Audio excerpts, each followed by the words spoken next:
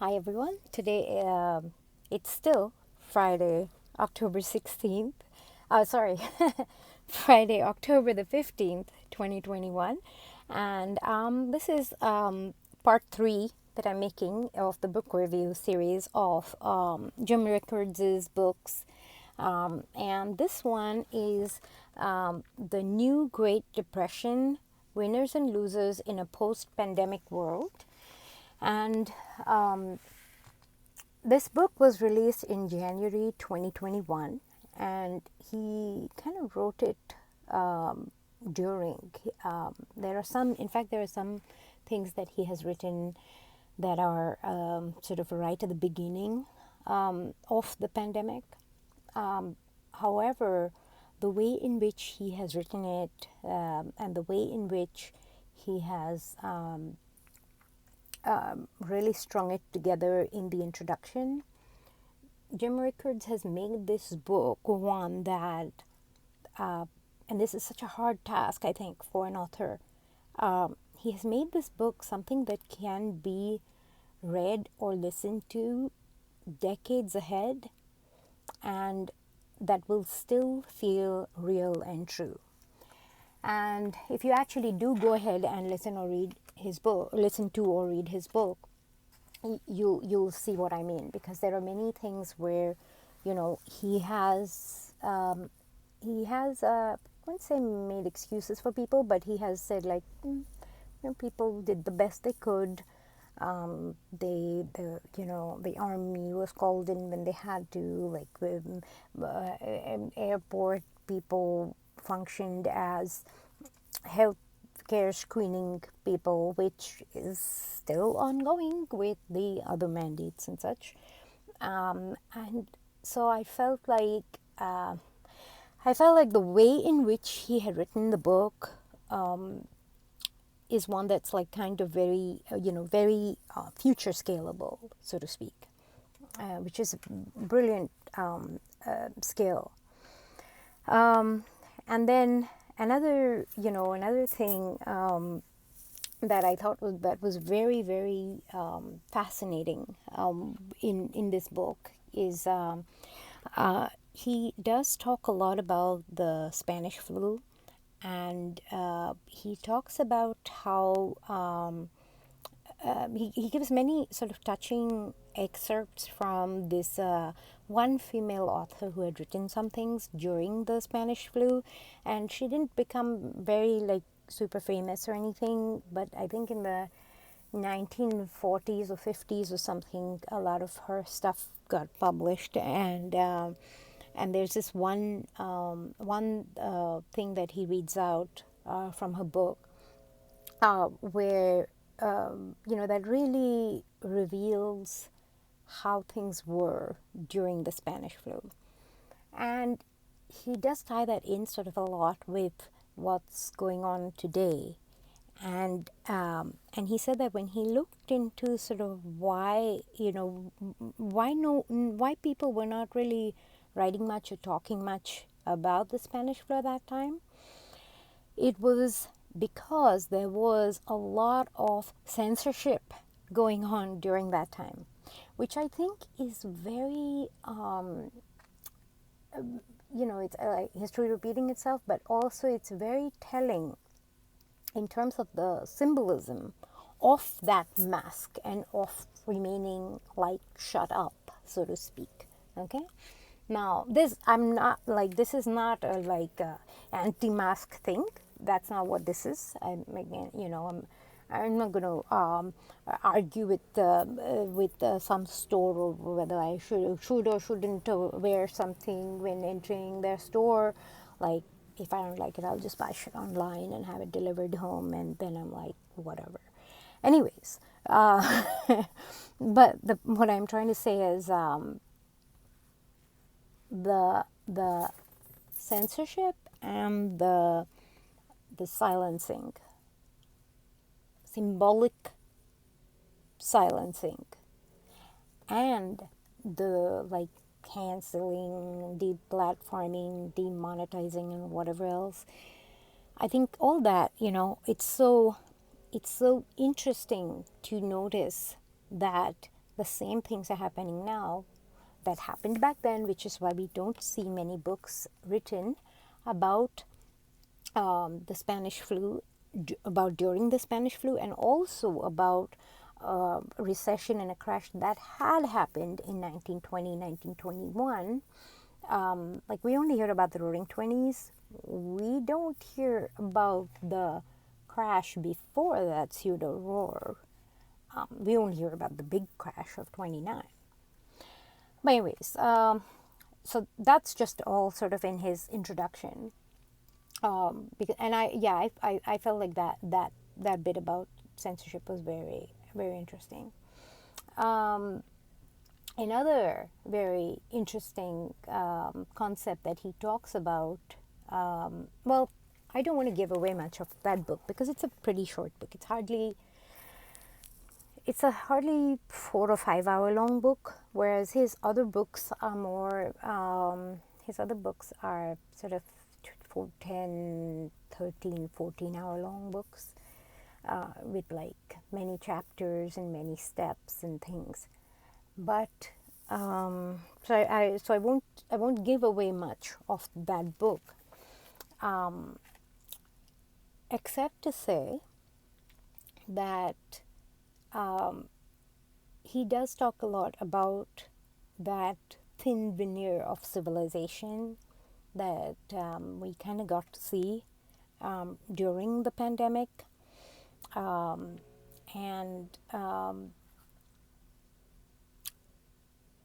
specifically thinking right now about this one video that went viral on something or the other, 2 people fighting over toilet paper, and it's just sad to see, frankly. But yeah, so he talks quite a bit about that thin veneer. He does talk a lot about. So he came up with the lab leak sort of hypothesis way back when, before we all were allowed to even talk about it. And he, you know, I get the distinct feeling that he's definitely a patriot, for sure. He does say certain things that that he probably couldn't say on social media, but they are worth reading. I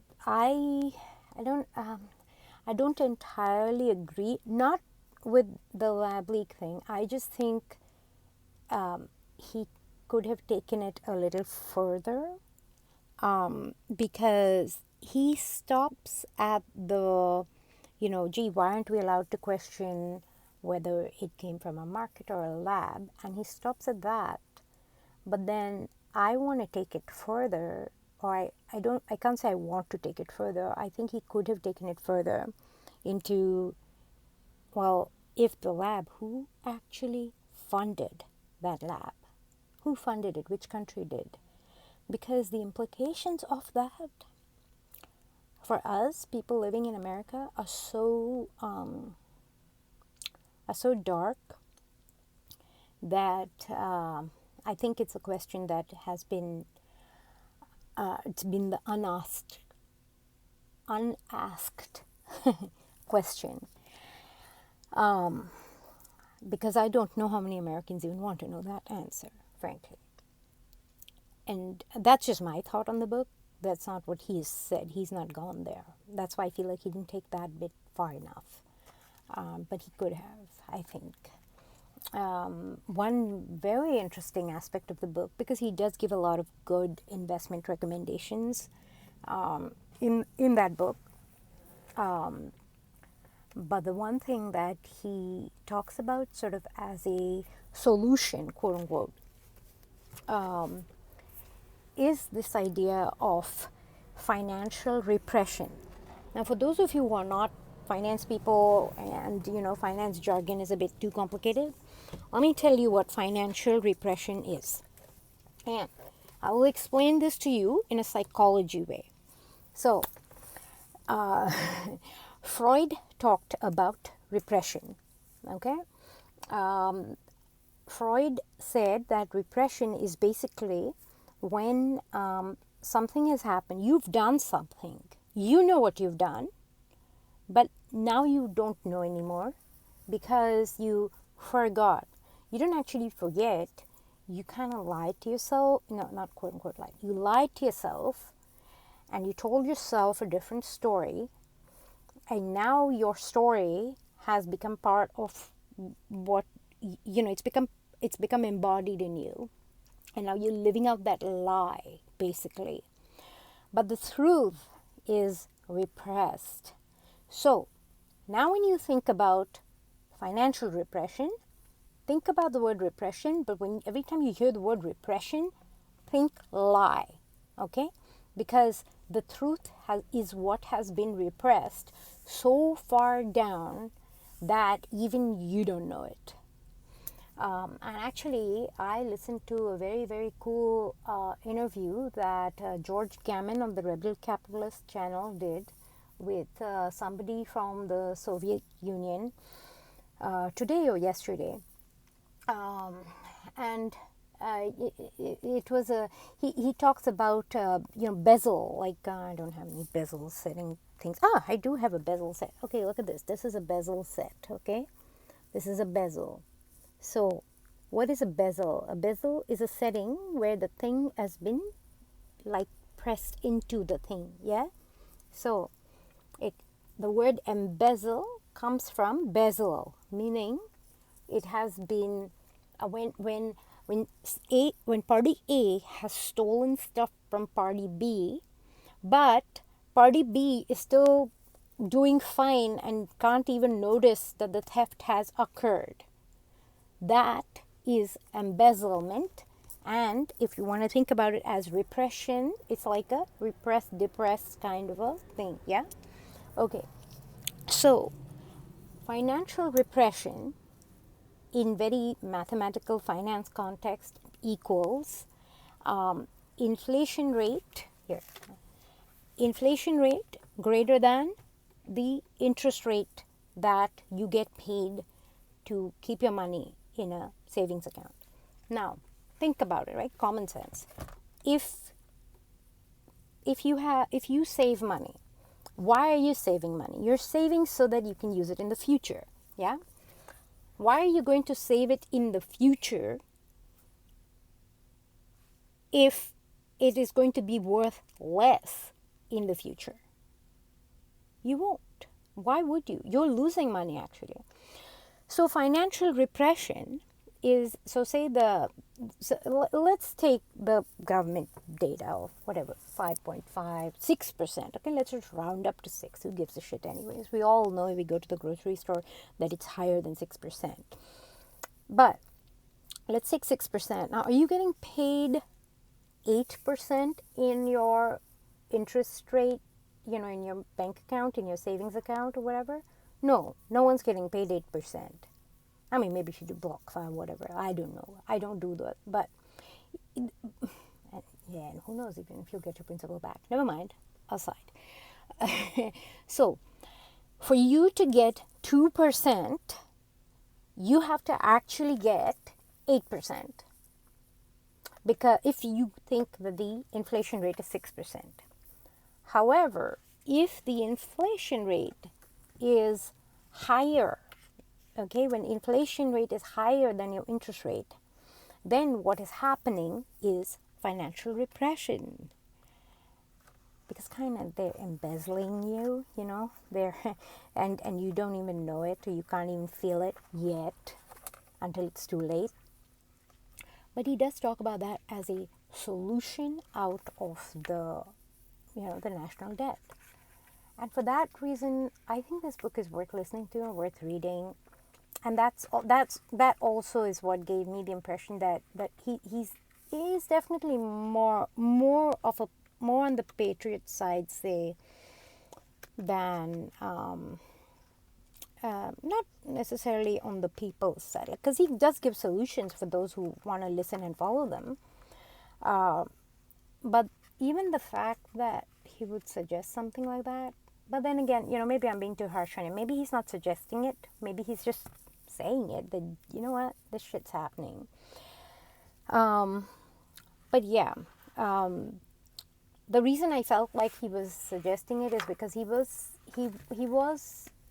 was discussing it in terms of it being like the lesser of two evils, because he gives this anecdote about this yeah, what was it? Not Sisyphus, Scylla. Some guy who's captaining a ship, and there's a whirlpool on one side, or like a Bermuda Triangle sort of thing on one side, and then on the other side there's this monster, Scylla, and he says like financial depression is like that Scylla, like that you go there but you'll get spit out, but if you go the other way you're just done. And so in thinking about those two options, Scylla is better, and financial repression, i.e. inflating your way out of the debt, is better than the other way about completely being annihilated. So when you think about it in that context, it does kind of make sense. At the same time, it wasn't very pleasant. I don't know, maybe I'll re-listen to the book again, because I've listened to the book twice at this point, and that is the one thing that is still not sitting very well with me. But yeah, again, another book that I highly recommend, because again, his writing style is just so beautiful and so descriptive, that it really it makes you picture, it makes you imagine and visualize what he's talking about. As an aside, I think he might make some really terrific guided meditations given the way he writes. Yeah.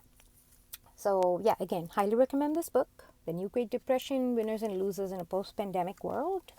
And once again, thank you for watching. Thank you for listening. And let me know what you think. And let me know if you have any questions also of any of the things I mentioned in this video. Okay? Thanks again. Take care. Bye.